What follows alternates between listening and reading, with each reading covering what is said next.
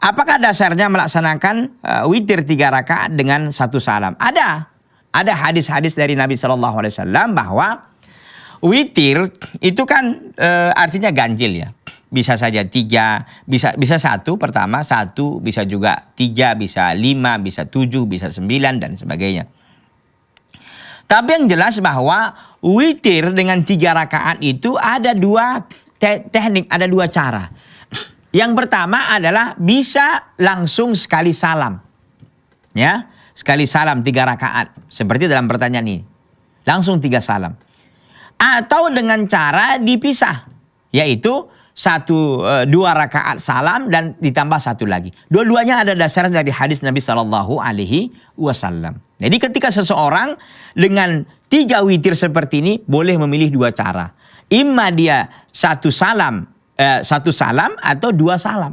Artinya kalau 1 salam 3 rakaat sekaligus.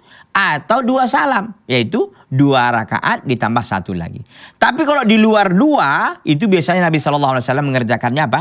Mengerjakan sekaligus 5 rakaat sekali salam. Hanya 1 tasyahud. Ya, jadi intinya kalau dia 3, ada 2 cara pelaksanaan untuk 3 rakaat sholat witirnya. Boleh 3 rakaat langsung atau 2 kemudian ditambah 1 rakaat lagi.